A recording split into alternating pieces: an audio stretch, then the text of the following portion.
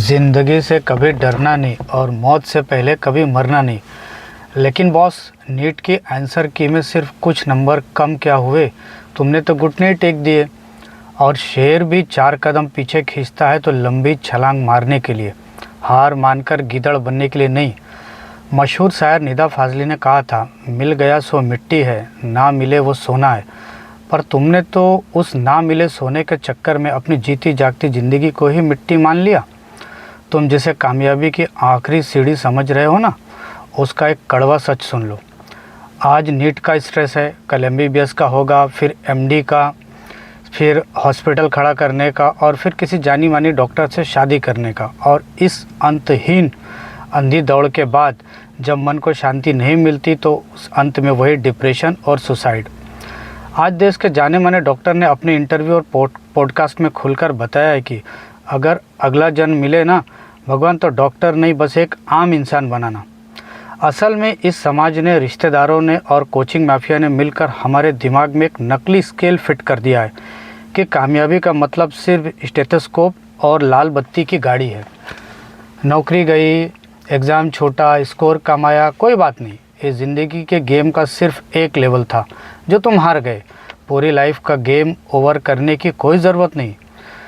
चलो एक बात बताओ, मान लो कि एक ही क्लास में डॉक्टर एपीजे कलाम साहब, संगीतकार नौशाद साहब, चित्रकार एमएफ हुसैन और पहलवान दारा सिंह साथ बैठकर पढ़ाई कर रहे हैं और उनका मैथ्स और साइंस का टेस्ट होता है।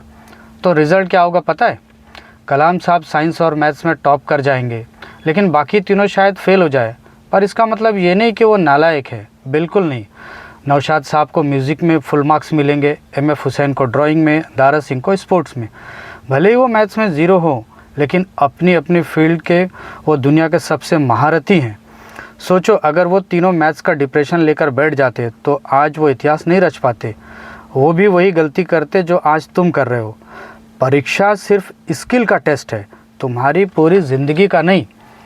नीट का स्कोर कम आया तो क्या हुआ? BMS, BHMS, BUMS, physiotherapy, pharmacy जैसे कई बेहतरीन विकल्प हैं। इनमें से कुछ डॉक्टर्स की ओपीडी तो बहुत ही फुल रहती है और वो काफ़ी नामचीन डॉक्टरों के लिस्ट में आते हैं। फार्मा सेक्टर के वो साइंटिस्ट जो दवाइयाँ खोजते हैं, और वो बायोमेडिकल इंजीनियर जो एमआरआई स्कैन जैसे करोड़ों की मशीनें बनाते हैं। क्या उनका सम्मान और उनकी कमाई डॉक्टर से कम है?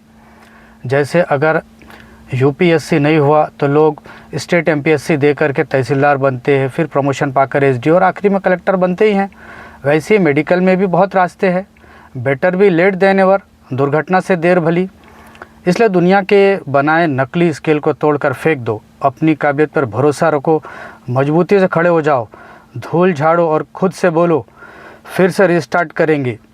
कहते ना, बुलंदियों का शौक मनाना फजूल था, बर्बादियों का जश्न मनाता चला गया।